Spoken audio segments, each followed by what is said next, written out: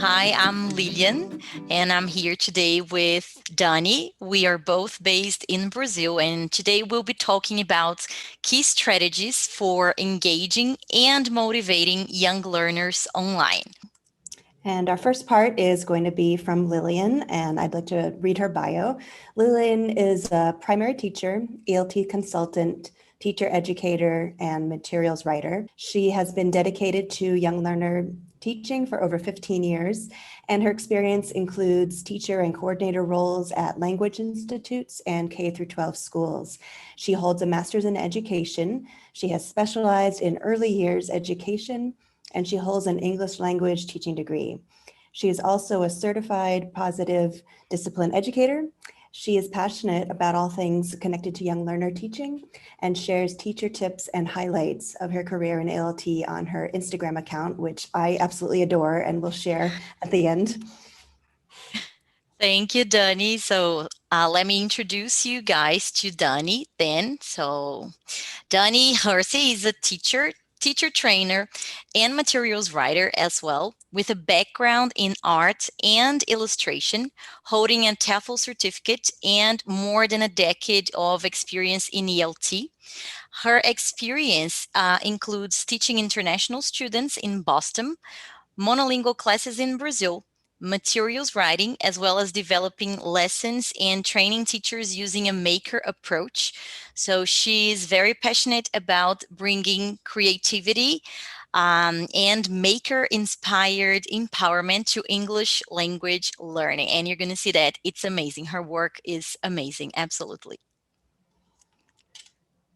So we're going to follow an interview format. I'm going to ask Lillian some questions, and then she's going to ask me some questions. And at the end, we welcome any other questions from the audience.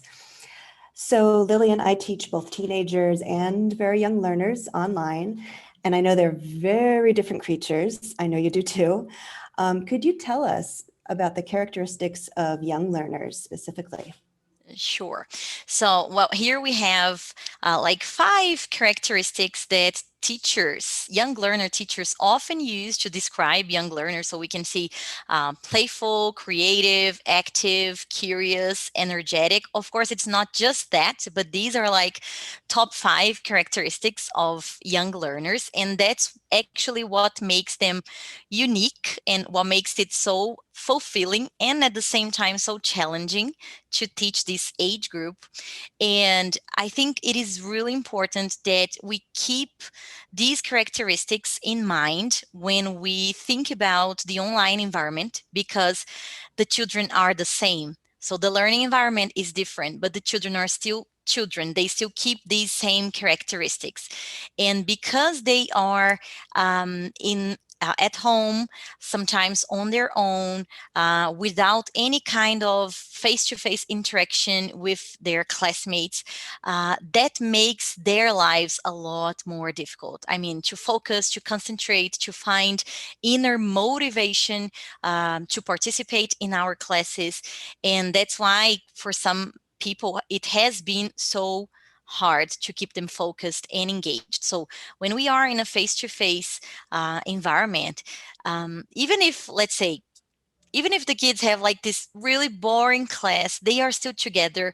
So they can chat a little bit here and there between classes, and they can play together, and we can do pair work, group work, free play. But in the online environment, a lot of these things are not possible.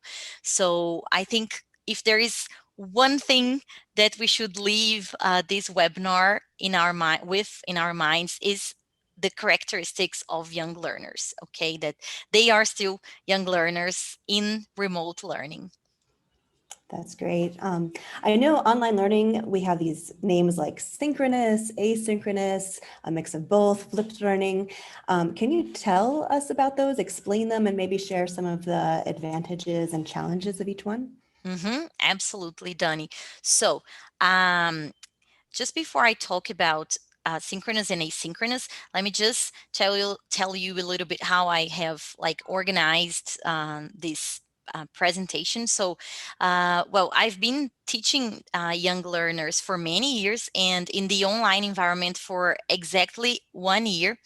Uh, at the moment, I am a primary teacher, so my learners are about 6, 7 years old. And what I have realized after 1 year of experience is that there are a lot of things that we can do in a similar way to, like, compared to what we used to do in the face to face classroom, but there are things that we definitely should do differently. And I have come up with three key elements that I would like to talk about in this presentation for effective online classroom management. So I divided them into planning, organization, and consistency, a positive learning environment, and interactive and engaging activities. So if we have a combination of these three elements, chances are we will be more successful in engaging our young learners online. And then back to your question, this is a very interesting question because, well, schools around the world are dealing differently with this. So some are doing like 100% synchronous work, others 100% asynchronous, a mixture. Last year, I was doing a mixture. So we had asynchronous work that I assigned to my learners prior to the class.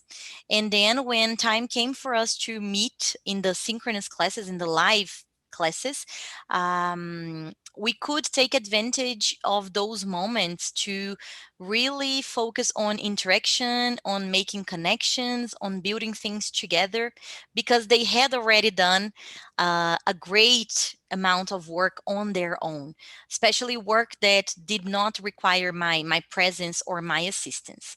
So uh, now I know that each school has a different reality. For last year, I was in a blended, let's say, modality. Now I am 100% synchronous. So I think what we should consider here, in terms of to help also with classroom management, is while planning our classes, think about what must be done synchronously, what must be done during a live lesson with students, and what can or should be done asynchronously. For example, we know that showing videos can sometimes be a problem during live classes because there is a delay. Sometimes the internet connection is not so good. So why not assigning that prior to the class, especially if it's a longer video or audio? Why not allowing students to work with that on their own and then come to class ready for the discussion or for some kind of group work, pair work that we want to do, or anything that we want to do about that material? It also works well for projects, I believe. That's what I actually saw last year in my experience. When we have projects that have several steps or that take several classes, I used to assign some bits of the project to be done asynchronously so that we could really take advantage of our time together as well for interacting and discussing and building things together. So this would be like the flipped classroom model, right? That some people have been talking about. So I think this is important to bear in mind. Sometimes we want just to transfer everything like that we used to do in the face-to-face classes to the online environment. And depending on what it is, if it's something that requires a lot of concentration, or if it's something that takes too long to be done, like writing, for example, they will get bored. And if they get bored, probably they will misbehave or they will lose focus. So I think this is important to bear in mind. And I know the Compass series has a very good platform, right? Digital platform with the digital versions of the books, and it is possible to assign work in the platform too. You can even record like audio. So this is something that helped me a lot last year. For asynchronous work, I would always either record my screen and then explaining step by step what they were supposed to do, or I would record audio instructions too, and that actually worked really well for my students. Another thing to consider when we think about planning, organization is in consistency to help with classroom management is to have a clear lesson framework.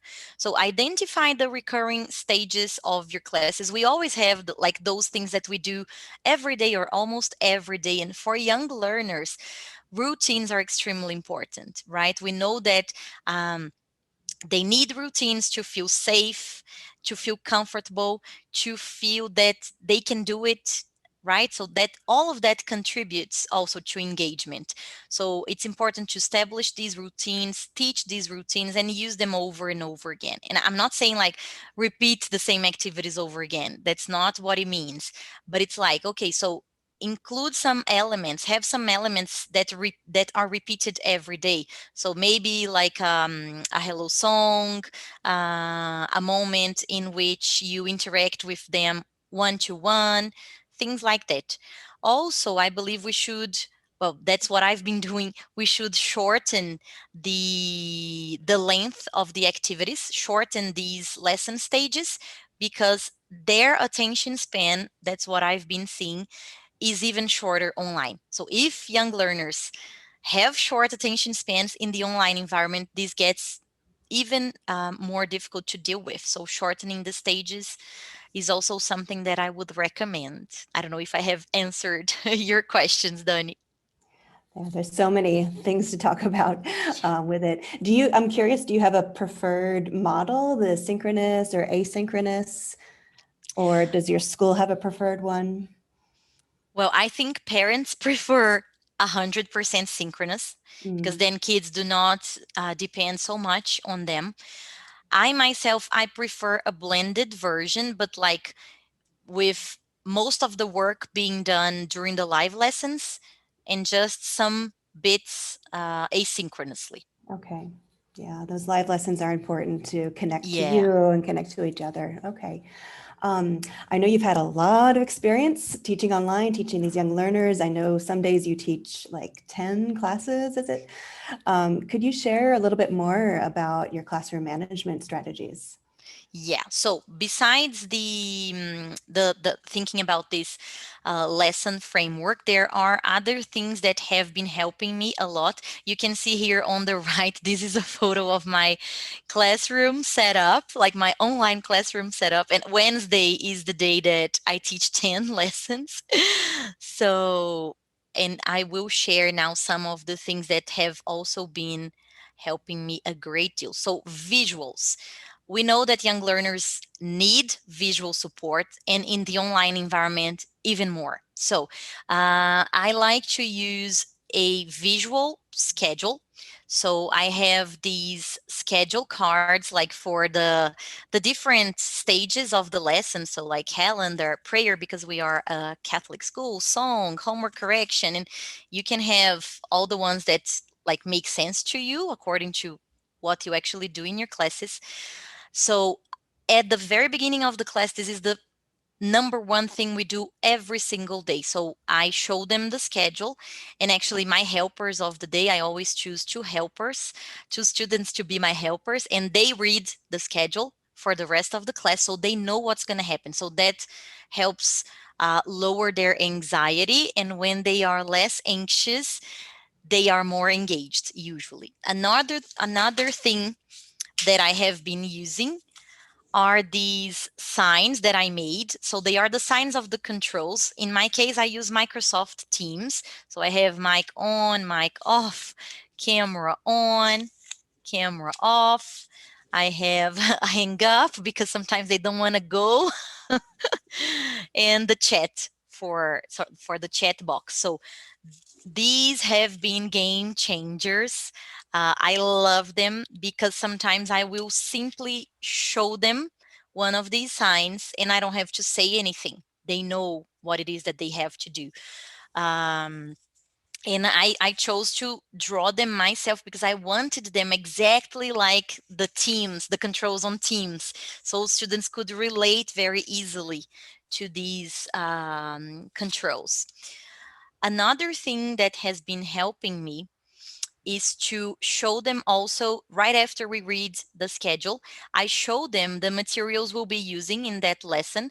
So again, visuals. So here, for example, we've got pencil case. Here I use the photo of Compass, one of the Compass books, the language log, notebook, so they know exactly which materials should be right next to them so they don't have to go and run and get those things in the middle of the class. So these are actually copies of my slides. Another thing that I work with every day is my online lesson expectations. I call them expectations instead of rules. So students already know them by heart now, and when they fail to observe these things, we talk about it, and we always talk about why we need to be mindful of these things, right? Not because the teacher said so, but because, okay, if everybody keeps their mics on, it gets too noisy, we can't understand each other, we interrupt people, and so on and so forth. This is great. I love the numbers, especially. That must be helpful. Yeah, absolutely. Yeah. And how do you transition from one activity to the other?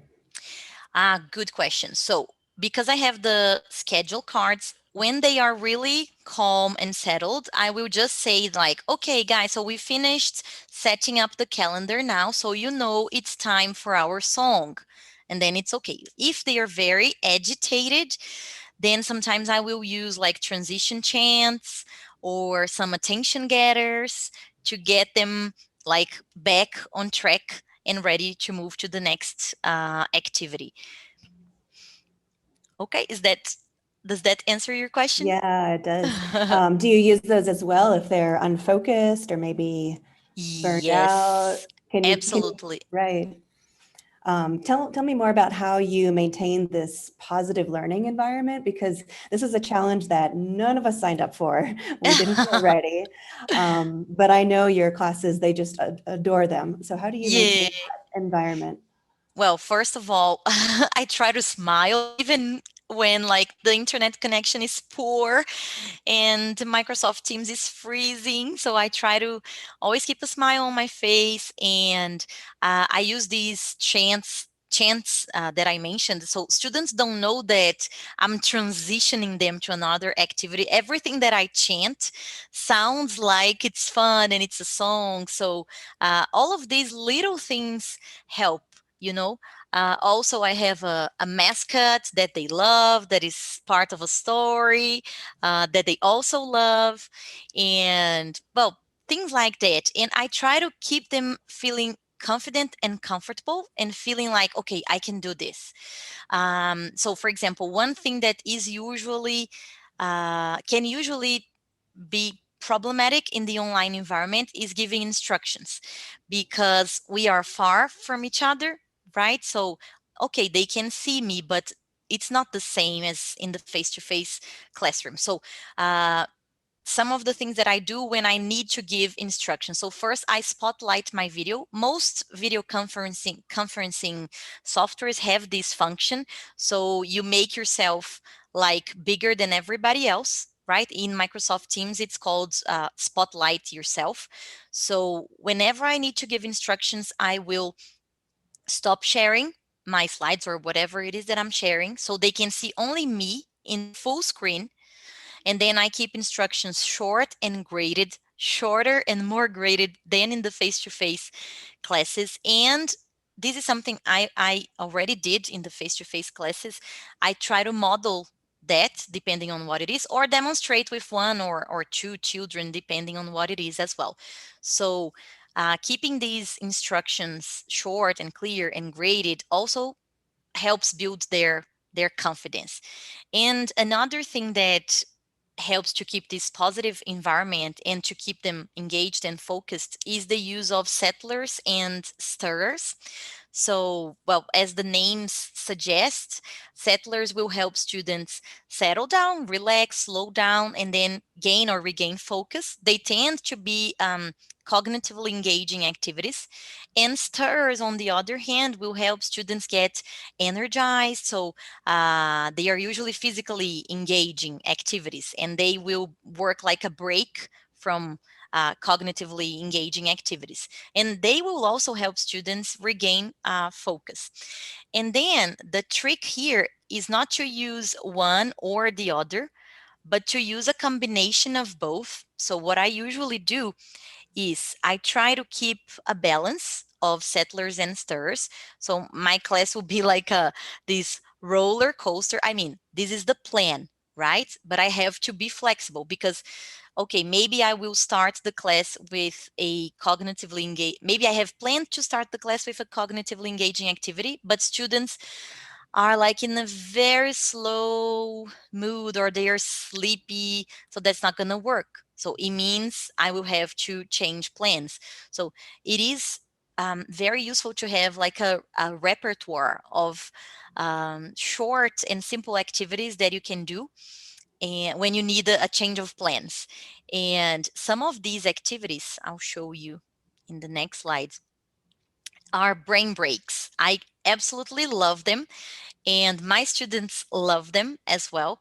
So I have included here part of an article by Judy Willis from Edutopia. I think I don't need to read this because people can read it, but brain breaks are really powerful, simple and powerful ways to get our brains back on track and ready to learn and ready to do another activity, and they help cope with stress, overload, tiredness, all of these things. So we have linked this article for you. It's at the end of the presentation. You will have easy access to that. And some of these brain breaks, they will be activities that will involve students like moving or yeah doing things with their bodies especially.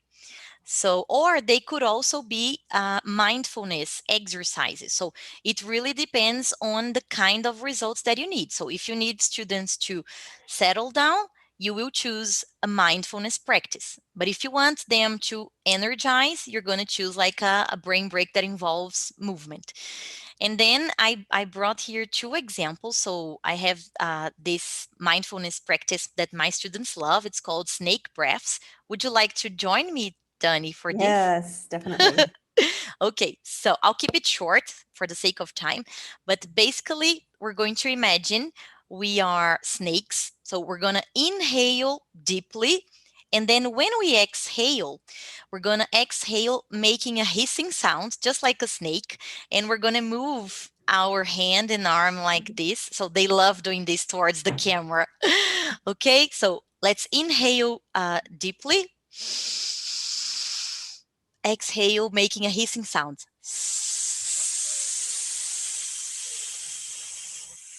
Like a snake. Yes, they love it. They love it. I love it Yes. too. Yeah. So we'll do that like a couple of times, usually 5 times for them to settle down. And so this is just an example. There are like hundreds on the internet. And then there is this opposite sides, which is a brain break. So that requires them to use their bodies. So it would go like this. You have to blink your right eye as you snap the left fingers, okay? And then we switch. So you blink the left eye as you snap the right fingers. And then they would do this standing up. And then there are variations like uh, you stomp your foot twice, and then 3 times, and then 4 times, and then you go adding little challenges and switching from one side of the body to the next, okay, so as to get the two sides connecting, let's say. Okay, and one of my favorite places to look for these activities is called Go Noodle. So this will be linked as well at the end of the referenced at the end of the presentation. They have a website and a YouTube channel, and they have loads and loads of nice videos to help us with that we can use in the classroom. That's great. I'm definitely going to spend more time there after this. um, so, how do you keep students engaged? And what if you like if they're reluctant, those shy kids that really don't want to connect online? What do you do for them? Great question. So, well, keeping a positive learning environment is like a priority. So I even brought here Maslow's pyramid that people may be familiar with. So this pyramid shows a hierarchy of needs. So this is what Maslow found out on his research, that are basic needs that we need to cater for before we can actually move up in the pyramid. And there's even this hashtag that became very popular, Maslow before we bloom. I'm mentioning Bloom's taxonomy, meaning we have to first of all guarantee these basic needs in order for children to be able to learn. Right. So here he included physiological needs, safety and security, love and belonging, self esteem, and then finally self actualization. And these two here, love and belonging, safety and security, are tightly connected to students' engagement and motivation. Because if they feel safe, if they feel a sense of belonging, a sense of significance, chances are they will take risks. They won't feel like intimidated, or they won't feel threatened to expose themselves. So I always try to guarantee that I show genuine care and respect for my learners. So these will be expressed in the way that I talk to them, in the way that sometimes in the way that I intervene when something is not going the way it should be going, the way that I smile, the way that I greet them daily, the way that I use their names. When I choose these online helpers, it's something that I used to do in the face to face lessons. It's not a coincidence that I do that. So every class, at least two kids have this chance to feel like more important and more significant and more empowered in the classroom, right? Because they are the teacher's helpers, and they love that. It's the first thing they ask me when like I get into the classroom, the online classroom, like, who are the helpers today? They're really eager to be the helpers. And also things that also have been helping me keep them engaged and focused, on track, motivated, and eager to participate, is to make space for one-to-one teacher-child interaction. In the classroom, this is easy to do, right? We're all together. In the online environment, sometimes it can be hard. So I brought here three examples: Hello Time, Entry Tickets, and Show and Tell. So these are practical examples of things that I actually do. So when we were in the face-to-face world, we used to have like a hello time, a greetings time, and we used to get to have like hugs, handshakes, high fives, fist bumps, and all of these. But now in the online environment, we can't do the same. But still, I came up with this idea of having virtual greetings. So I got these gifts. So we have air hug, we have high five, which is really cute, and we have fist bump. So the gifts that I got, they really help convey the meaning, because being away from them makes it more difficult. And sometimes I will just, depending on how much time I have, I will ask them to choose how they would like to greet me, and I tell them that we're going to like break through the screen and really feel like we're giving each other hugs and high fives and fist bumps, and they love it. When I'm short of time, I will just tell them, okay, so today we're going to have this huge air hug, everybody at the same time, and I want to feel it here. And then we do it everybody together, and it's amazing. It's amazing. The entry ticket is something that I came up with this year, and they absolutely love this. I had no idea it would be such a success. So I was inspired by those this and that games that we see on Instagram, when people have to say what they prefer. So I have now like a set of pairs of things for them to choose from, so we can get this. Well, the idea in the beginning was to get to know them better. And then I will ask them, okay, so today we're going to talk about pets. So, and then I go like one by one, okay, which do you prefer, cats or dogs? And that gives them an opportunity to speak English, to interact with me like one to one. And the helpers love this, because they are the ones who keep track of how many students prefer one or the other. And in the end, they have to add up the results and share with the class. And then we say, oh, so in this class, 13 people prefer cats and 9 prefer dogs. And they love this. They really do. So I actually call it password. I don't call it entry ticket, but it's like an entry ticket. It's like something that they have to do in order to, let's say, get into the classroom, let's say, right? And finally, show and tell. There are lots of possibilities, and this is a good time to use a combination of asynchronous and synchronous work. So, for example, this is a drawing tutorial that I assigned for them to watch and do asynchronously. And it's one of these drawings that you fold, and when you unfold, it changes. So it's amazing. They love it.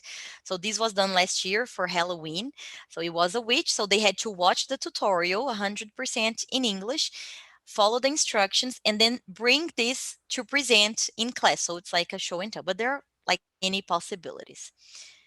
And I'll make sure to I made sure to include the references also in the slides. So I think these are like my maybe my top three activities that can help with engagement, Dani. I don't know if you have any other questions about that. Um, no, those are great. Is there anything else you'd like to share with us? And my final question is, could you tell us about your most rewarding moment teaching online?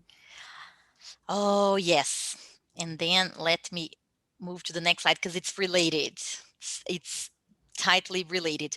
So I was talking about these moments for interaction, like teacher child, but it's also important to guarantee interaction among students, right? And then so create opportunities for this kind of interaction so we have a more active kind of learning rather than a passive kind of learning. So that can be done, of course, using the mic, but also the chat box. Sometimes instead of answering me in the mic, they will answer in the chat box.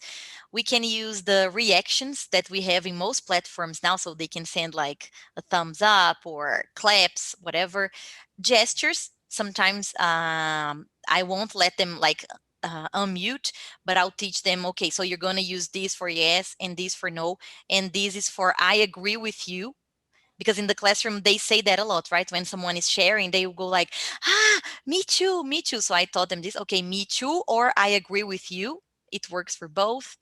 And shared docs that we can use for shared activities like Jamboard, Padlet, online whiteboards like Google Canvas or Jamboard itself, or even the whiteboards available on the video conferencing platforms. And then back to your question, Dani, there was this Padlet activity. Let's see if this is gonna load correctly. It was a project that we did about worry dolls. So this is a story. This is actually a tradition that originated in Guatemala. So we had like a story about it, a video about the tradition, and then we had this, let's say, maker moment. You can correct me if I'm wrong, in which they made their own worry dolls using whatever they had at home, and we used Padlet so that they could share their work and so that they could interact with each other's work. And it was also good because, like, I teach several groups of year two learners, and usually they don't interact like one group with the other. And here it was possible because all the groups were sharing the same Padlet. And it was one of the most rewarding moments because of everything that this activity meant, not only. What the product, but the whole process was really, uh, really fulfilling to see how engaged they got, how engaged the families also got, and yeah, I think that's it. Wow, I'm I love gonna it. try to let me try to go back to the presentation now. Yes, here we are. And then movement, I have already talked about that. Challenges including movement like dancing moves, clamping and stomping patterns, body percussion challenges. They love it. Go and get challenges in which they have to run and get something. And then obviously maker activities. So now I'll show you this video that shows a body percussion challenge, and just as an inspiration for you to use with your students.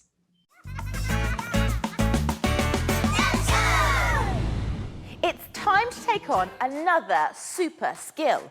Something that's easy to learn but will impress your friends. Now guys, do you know anyone who'd like to do that? Oh, brilliant. Well, that's good that I've got my friend Ollie with us today because he's going to teach us something new. Hi, Ollie. Hiya. I'm going to teach you some percussion. Well, where's your drum? You don't need drums. We're going to be doing some body percussion. Oh, OK. Go on, show us then.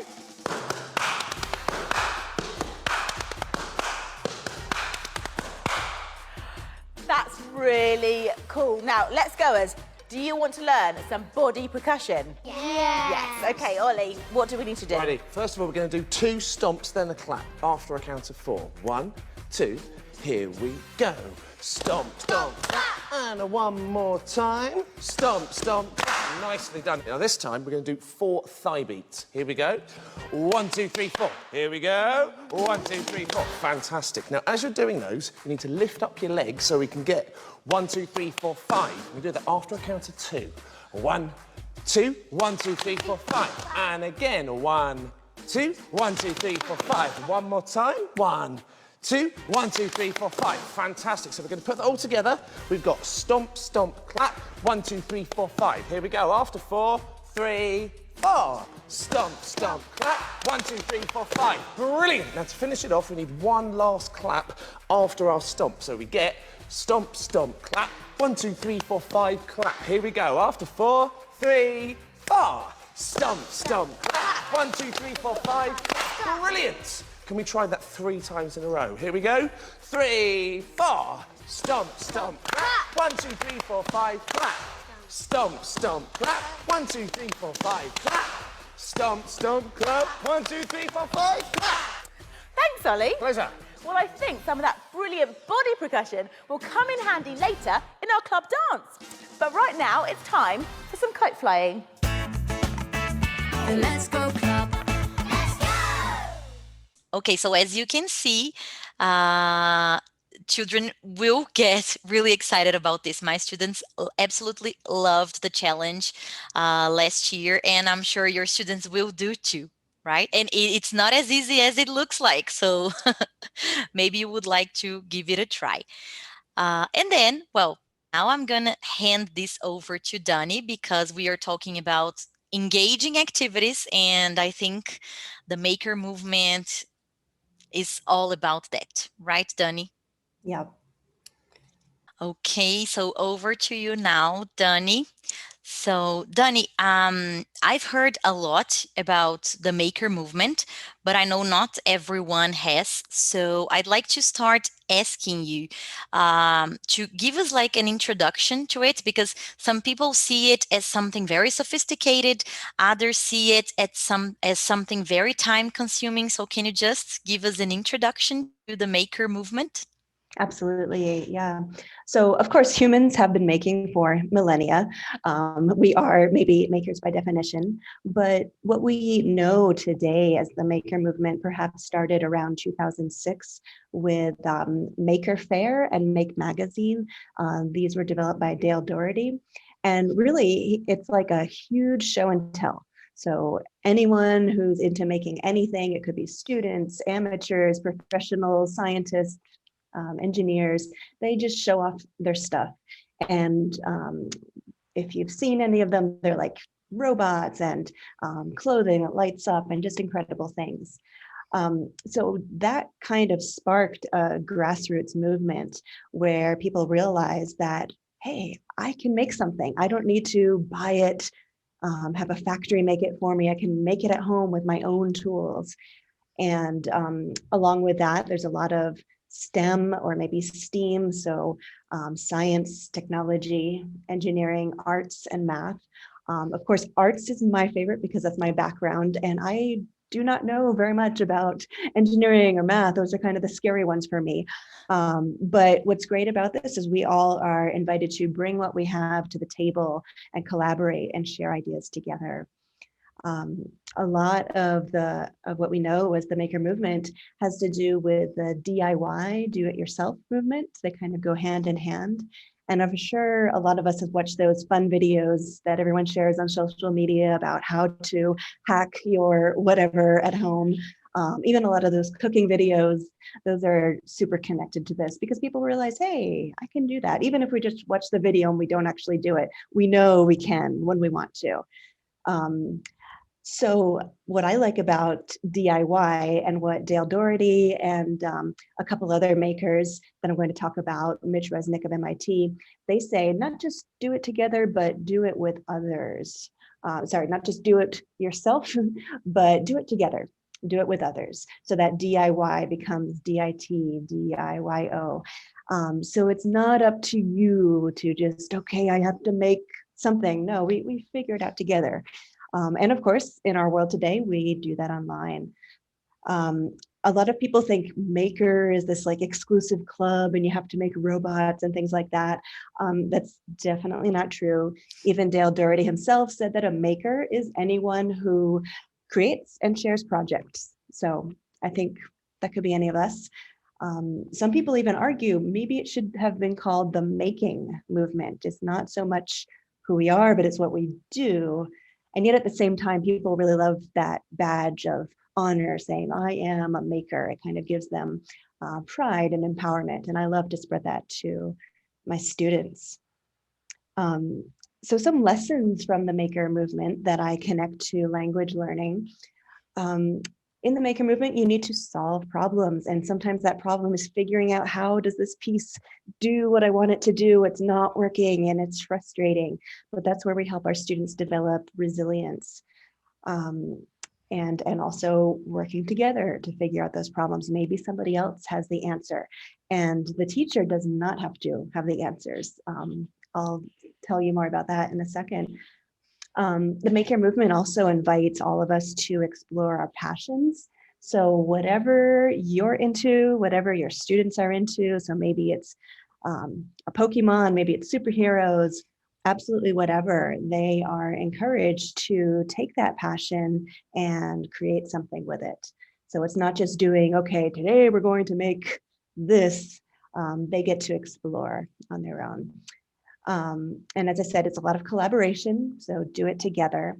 And with that, the role of the teacher, these 3 C's, this is from Mitchell Resnick of MIT Media Lab. He says the teacher is the catalyst. So we light the flame, we get the spark, give them the inspiration. We're a consultant, so they can ask us some questions.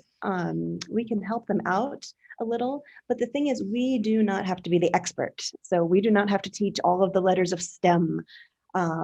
We have the internet at our fingertips where we can learn things like never before. So the teacher is really like a guide on the side rather than a sage on the stage. I found that really empowering. I don't have to know all the things, but I can help my students find where to answer their questions. We're connectors as well. So I know as teachers, we've all paired up students that work well together.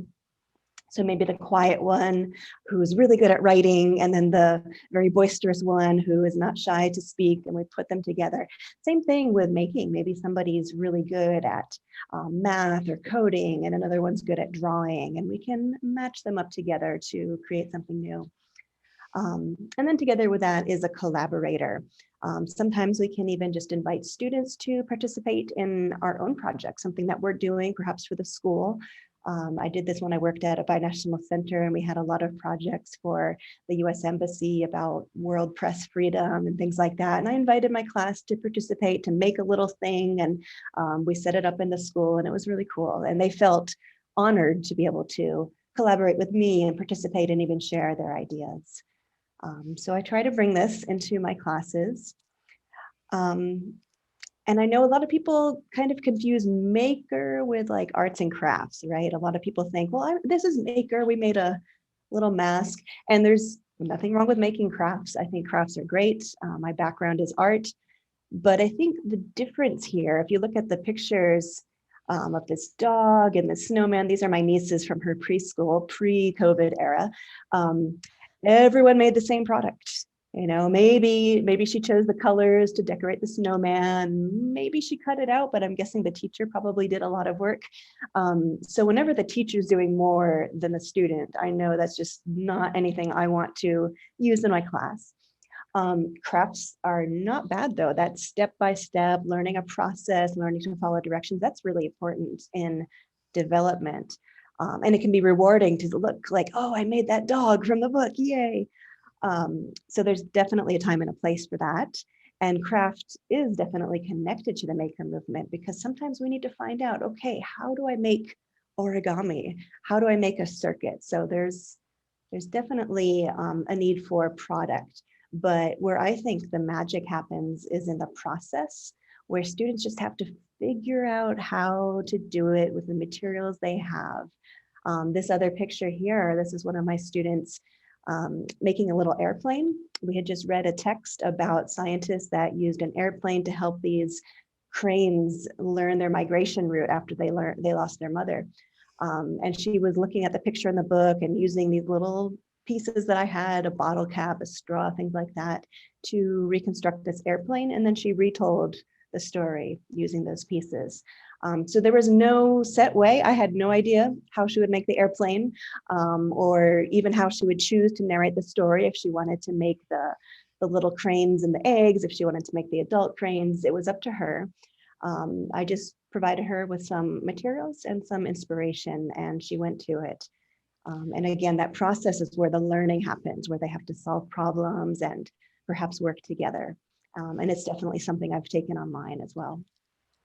Wow, what an insightful beginning. That's lovely, Donnie.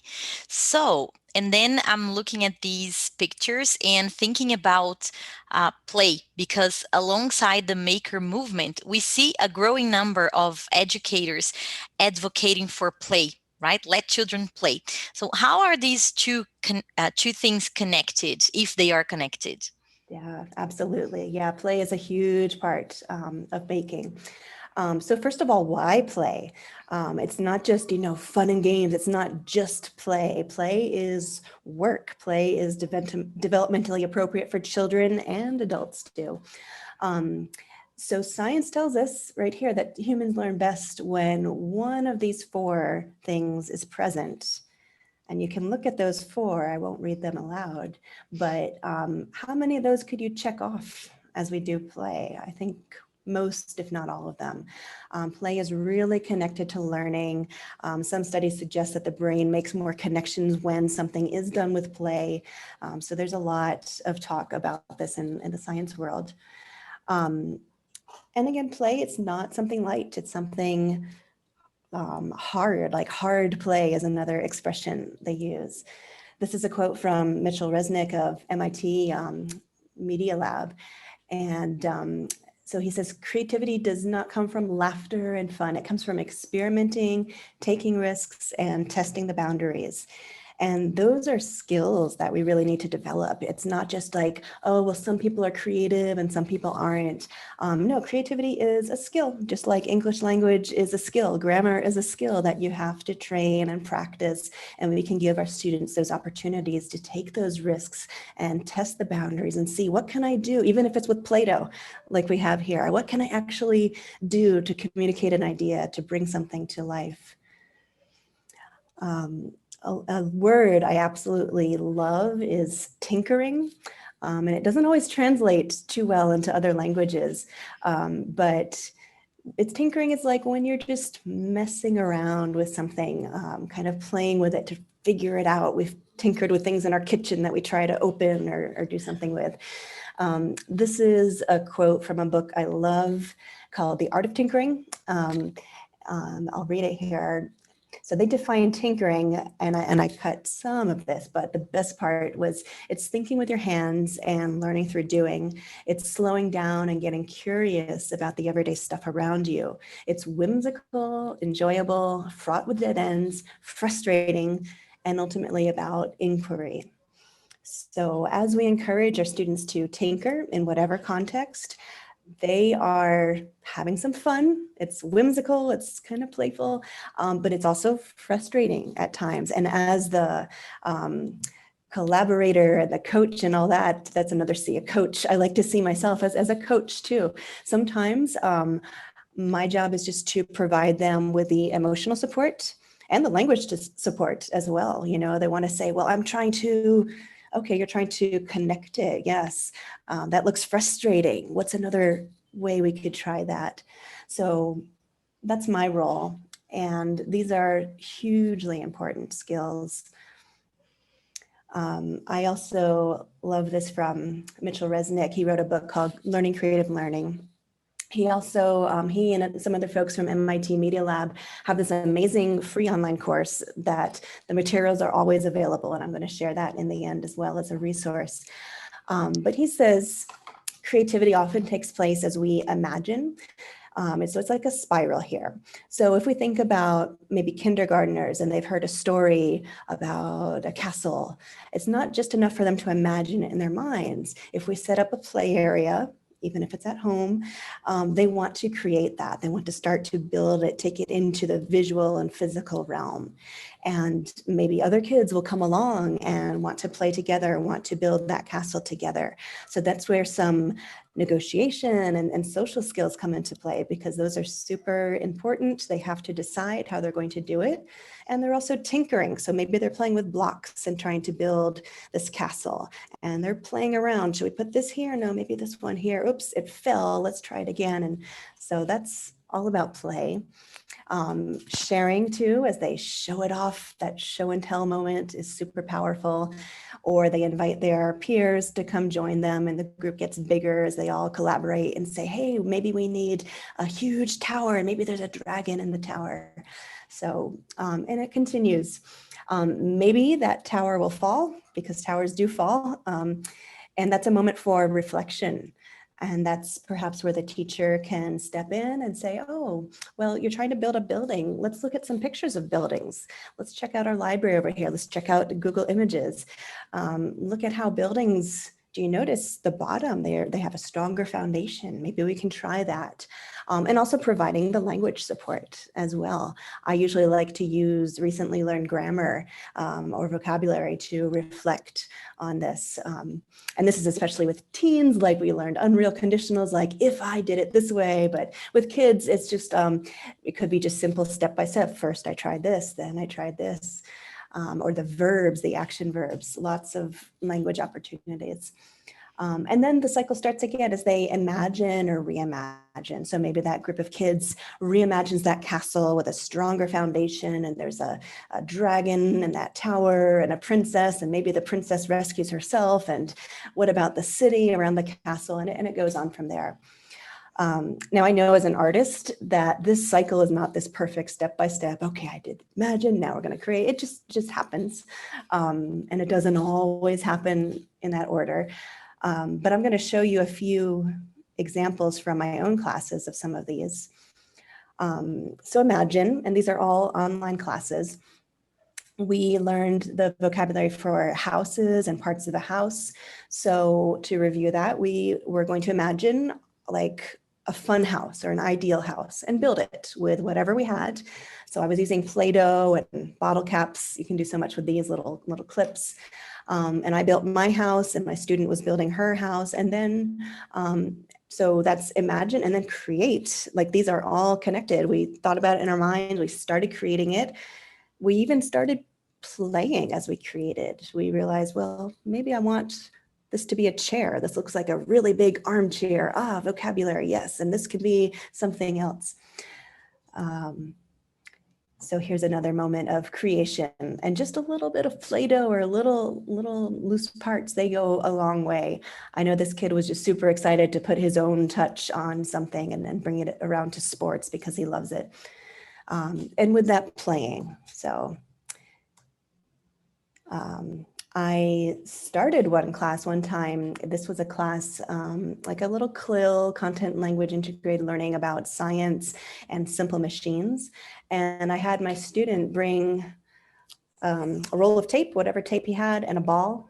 And then we just spent the first few minutes of class playing with them and like, what can you do with a ball and a roll of tape, and just find out different things you can do just by tinkering, and we shared these, and there was a lot of language development there. So lots of play connected to sharing.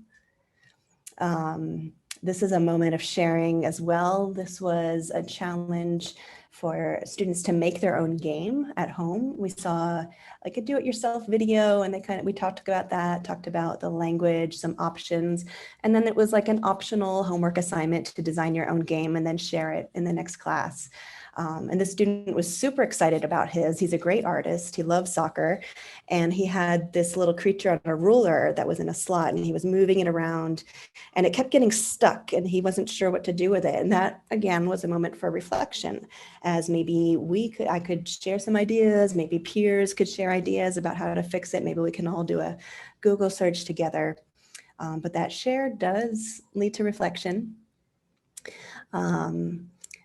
And this one is also some play reflection. This was a student making a catapult, and I forgot the reason. I know I did connect it to the book, but I really don't remember. I do so many catapults, I can connect it with almost anything. But he had to just play around. He chose a target. I know that was part of it. And he had to choose how to reach that target. And this is what I love about catapults, because like so many things, it's the teacher saying, this is your target and you have to reach it here. But with a catapult and with STEM, the students can choose their own target. They can put it where they want. They can decide how they want to reach it. They can adjust the target if they need to. And that is so empowering. I know this student found a little toy duck that he had and decided that was his target after a while. And then he still kept playing with it and reflecting, okay, how can I make it actually hit the duck? And then what's the duck going to say? He made the duck speak. And this was all just beautiful language coming out. That's amazing, Dani. So many possibilities, like Yeah, endless possibilities, absolutely. right? All Yeah. right. I just want to share this quote by Dr. Sandy Moral, and she has studied play and English language learning specifically. She talks about adult-led play and child-initiated play, and a balance between the two. And her studies have found that when students have been exposed to target language, they will use that in free play if they're given that freedom. It's not the teacher saying, okay, everybody now use simple present and say this. No, it's just they start doing it on their own when they can play. That's how we learn our first language. So I just love that. And I've seen it in my classes too. I haven't studied it as refined as she has, but I definitely see it in action. And this moment is called the handover, when you give the child the Mhm. freedom to do what they want to do with the language playfully. And I call it sometimes self-directed learning. I know our colleague Claire Venables talked about that, self-guided learning. We talk a lot about clay in the active English community, which we'll share too. Yeah, that's amazing. And then when we see language emerging like spontaneously, it's not exactly spontaneously because we have created a whole environment for it to happen, right? But when we see it happening, it's incredible, isn't it? Yeah. And Dani, I was like looking at your pictures, and I've seen a lot of the work that you've been doing, because I'm also a big fan of your Instagram account, a follower. And I noticed that you use very simple materials, right? Because so some people think, like I said in the beginning, maker is complicated, sophisticated. So could you maybe give us some ideas of possible materials that we could use? Definitely, yeah. I'll share some of my go-tos here. So I like to think of some different categories. First, things to build with. Now, I know parents do not want to go out and buy some fancy blocks or Legos. So really, absolutely, whatever you have around the house is fine. So sometimes I'll show a picture just to spark some ideas. This could be books. This could be plastic cups, any kind of sticks or straws or paper tubes, anything that you can build and construct with. Things to connect with, and that could be any of these. So tape, clothespins, I love those, little binder clips, paper clips, and even toothpicks that you can connect to different things. There's a little tower here. And those can just bring some materials together in surprising ways. You're using them in a way that it wasn't designed for, but we're hacking it. We're making something new. In addition to that are things to play with, loose parts. So of course, our kids are going to have some toys at home, and we can have them choose some that are small and some that they can kind of mess around with without being distracting or breaking. But loose parts are also things like pom-poms or blocks or little bottle caps or little pieces of cardboard and paper. I collect lots of them. I save matchboxes, little sticks, wine things. Yeah, just anything that came from I just have a collection of these. Of course, our students' parents are probably not thinking about this, and that's fine. So I do encourage some of them to set up a kit just with anything. I give them these ideas and I say, if you can't do this, fine, just use whatever school supplies you have around, because we can make with these too. We can construct with erasers and pencils. I let it be very open-ended. Another category that it didn't show here is tools. Sometimes we do need a tool, but a tool can be a pen, scissors. It doesn't have to be complicated. If they really want to get intense, then that might be something, do it yourself, do it with dad and mom at home. So not necessarily in class, online, but there are options. So these are some maker kits. I did have the opportunity to see some of my students just briefly and drop off a maker kit with some of them, and not all of them, and not everyone can do that, of course, but I liked being able to do that when I could. And then it's always, okay, get out your maker kit, and they're all excited to bring it out in an online class. And with this also is the power of limitation. So maybe you only have a few things. Maybe you just have your pencil and eraser and your notebook. What can you do with those? You can make an inclined plane, right? You can make something fall down. What else can you do with it? So that's the beauty of this maker culture, is using what you have and using it to do things that you never thought you could. Amazing. Oh, I'm so eager to try some of these things with my learners. Like, well, because they are at home, so maybe it's even going to be a little easier, right? Because they have Yeah, access to a wider range of sure. materials at home. Yeah, Yeah. amazing. And Dani, I was wondering, um, maybe you could just tell us a little more about how you incorporate these maker activities into your lesson plans. Because maybe for you it's very easy. Of course, you've been doing this for a long time, but maybe it's not the same for everyone. Or it's not for me, at least. Right, right.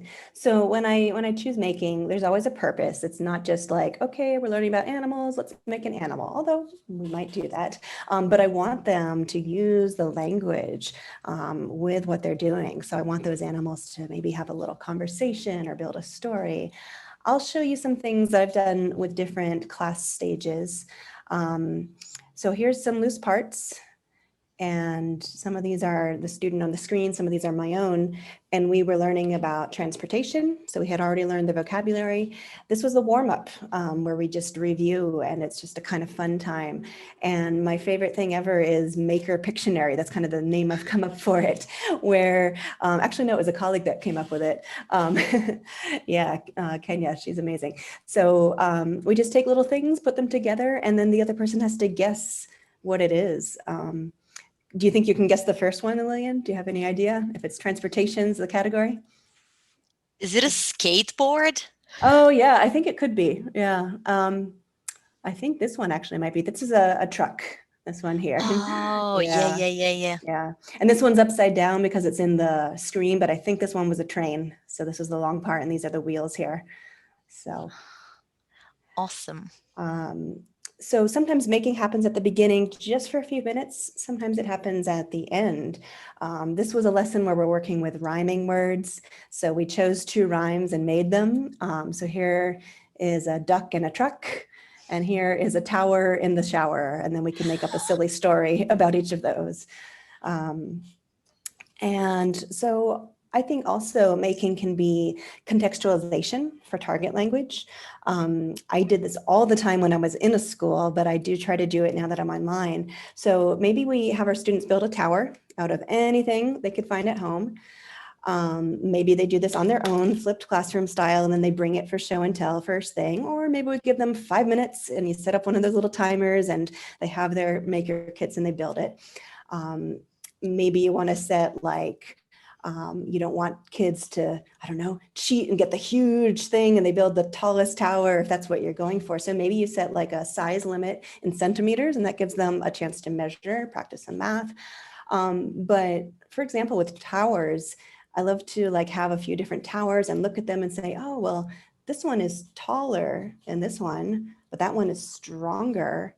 But hey, look, that one there is the tallest.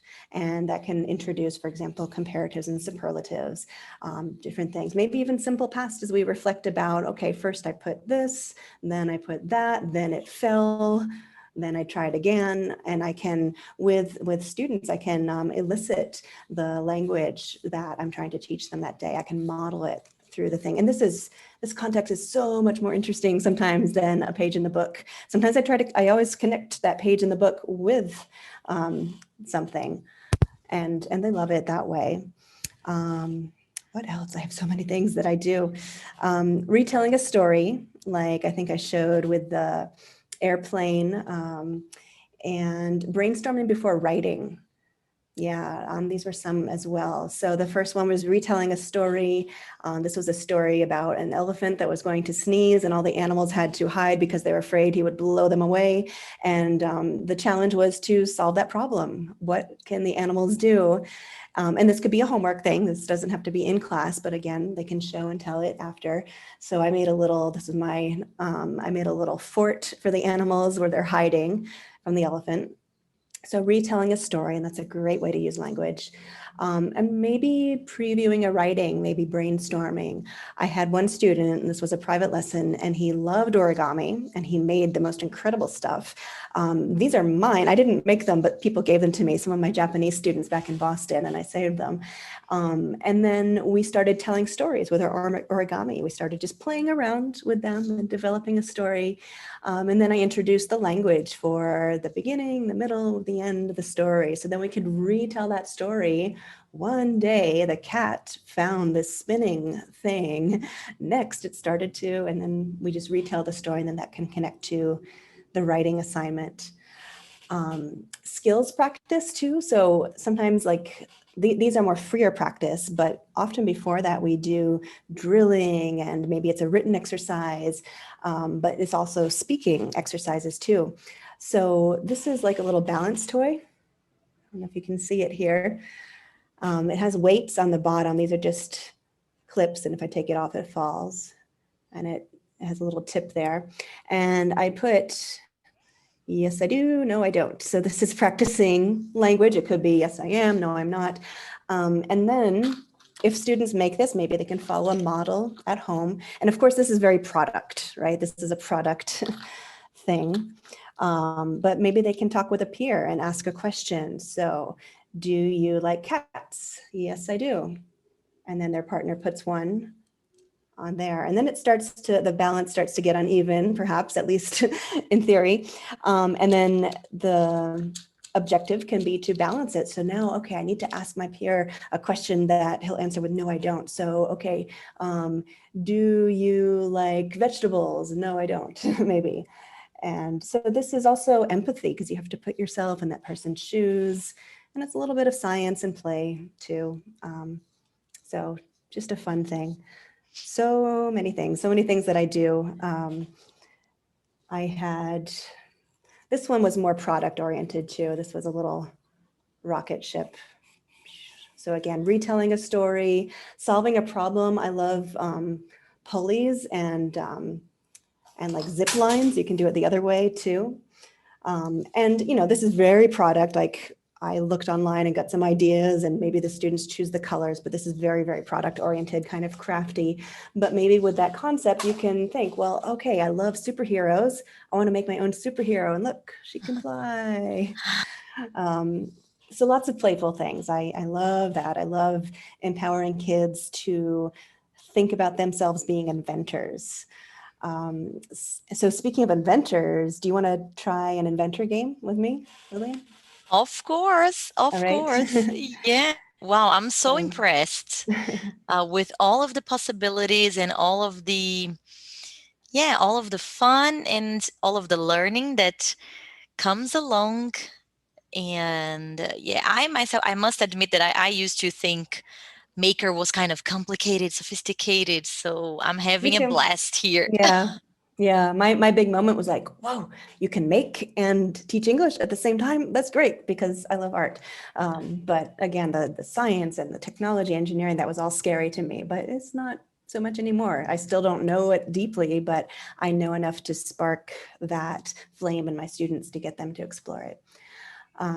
So this is a Japanese game called Shiritori, but a lot of teachers have probably played this without even knowing the name. Um, so you have a word, and then the last letter of the word is the first letter of the next word. So D, dinosaur, R, race. This one's already in progress, so we have a lot of words. So this might be the warm up for a class, and then we do something else and come back to it. Maybe Lilian, you and I can just make one more word. So house and something with an E. Any ideas? Um, Put you on the spot there. no, it's fine. Um, Let me think. Well, we have elephant there already, Yeah. so I don't know. Electricity All right. just came to Yes. my mind.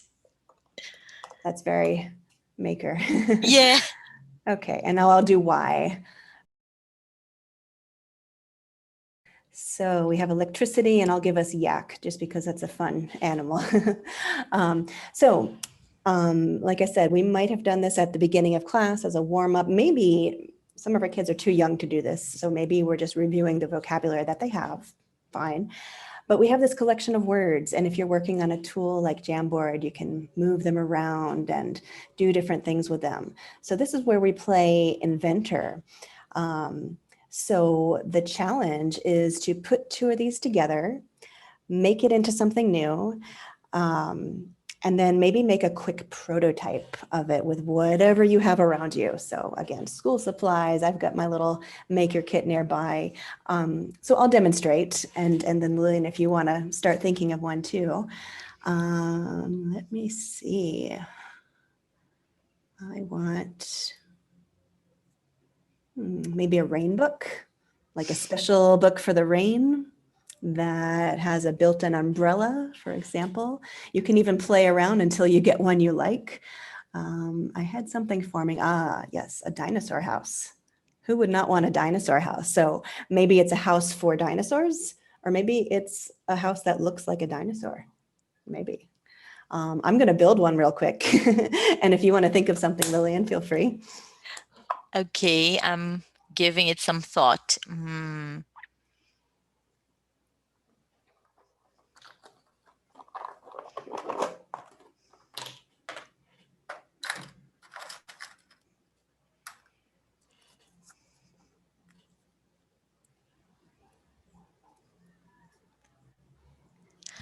That's so Take your time too. Sometimes students work hard. well in breakout rooms where they think together, but I always have to give them some examples because it's scary at first, like, oh, what do I make?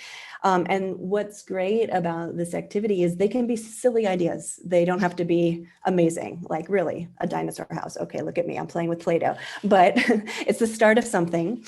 There's a TED talk that I'll also share in the references. A Japanese toy maker uses this silly game to think of ridiculous toys. And a lot of them are so silly that he doesn't sell them, but some of them are cool. And he actually makes a prototype and sells it. So quick prototype of a dinosaur house. I decided it's not going to look like a dinosaur, but it will shelter them from the rain. I think they might need some more shelter from, I don't know, volcanic ash. And maybe I can put some spikes on it just so it does look like a dinosaur. Maybe I can even find something to stick in there as spikes like a stegosaurus. That's amazing. Really. What else can we do? Tooth, something. This was a project in Compass. What can we make for a tooth? A tooth something, a tooth book to learn about them. Yeah. A tooth house. When you lose your tooth, you can put it in a little house. You can make something like that. True.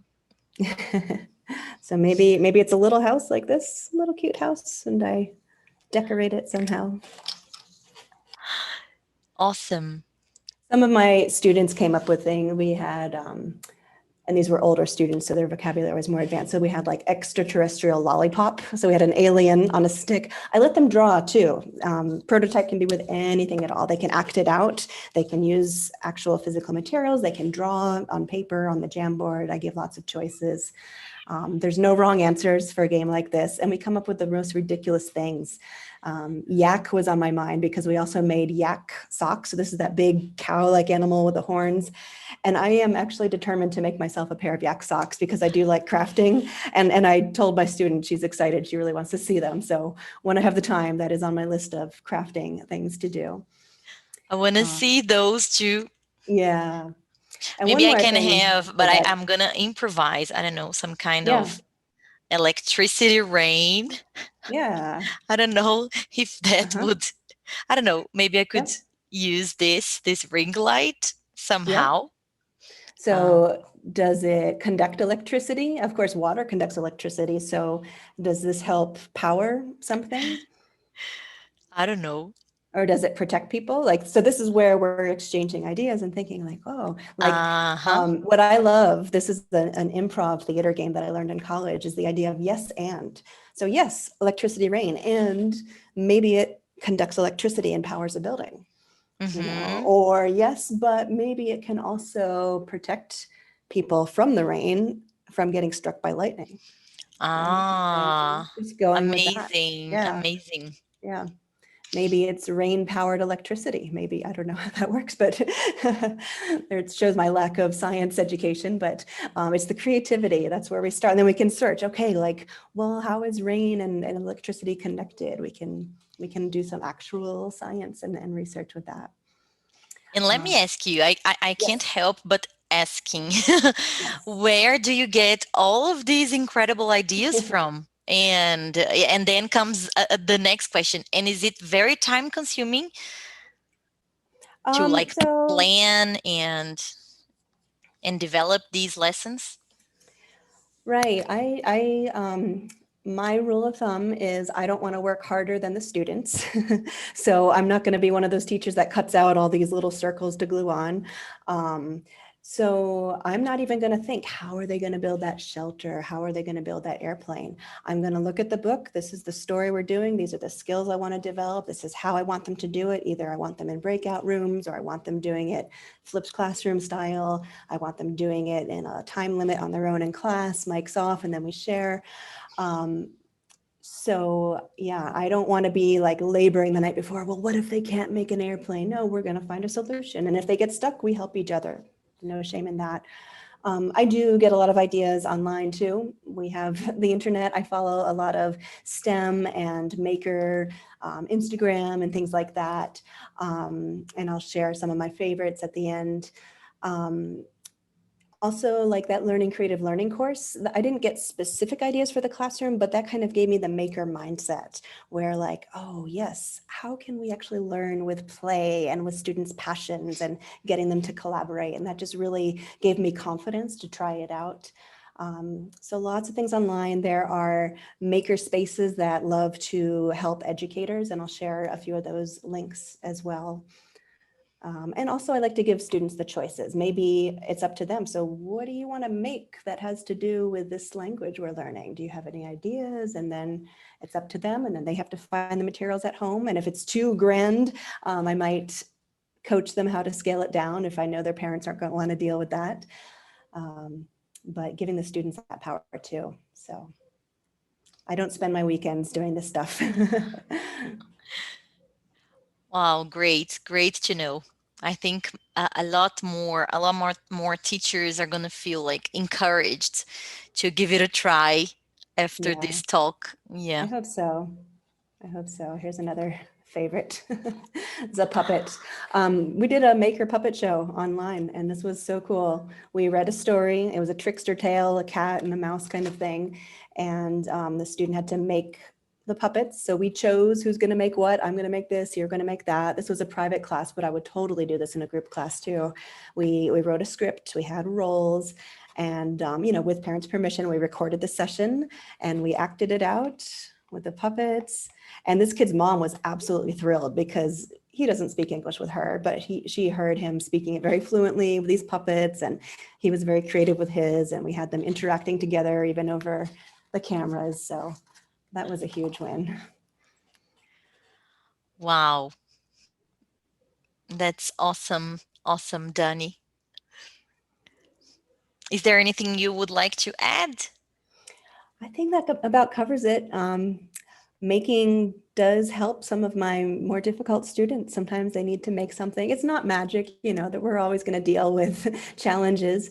But one of my students that I had a hard time connecting with, he really wasn't interested in the book. This was another retelling the story sequence. And so he had to retell a story about a bird that helped the family that he lived with. And they were using language for routines in the day. So in the morning, he does this, in the afternoon, this. And I gave him the freedom to build the family's house however he wanted to. So, of course, there was a soccer court in the backyard, of course. And once he realized he could do it however he wanted, he was super thrilled about that. And then he told the story about that bird and about how he helped the boys get up before school and sat with the mom and then went out to the garden and then did this. And of course, there was some soccer involved, and he was thrilled. So these can really bring some breakthroughs here and there. Nothing's magic, but there are some sparks of magic, and I believe it. I've seen it transform some students. Wonderful. And I think it's these little sparks of magic that make a difference, especially in terms of engagement, right? And motivation and participation, especially now, especially now. Right, right. So I think we'll wrap it up, and I'd like to share, we're going to share this document so we have references for Lilian's part, some excellent resources, and there are links so you can get some of these, references for my part, and also some useful resources. And we'd like to thank you for spending your time to chat with us, and we'd love to hear from you.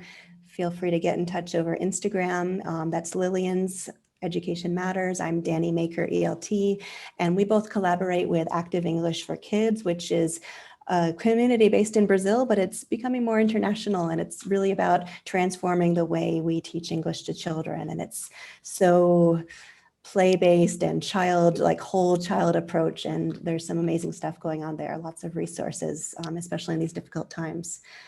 And the links to our slides are hopefully on that QR code. If you scan it with your phone, you should be able to access a PDF with the slides and the links and everything. Yeah, thank you, Richmond, for inviting us. It was a great pleasure. And thank you, Danny. It was amazing. Yeah, thank you, Lilian. I always love chatting with you. Same here.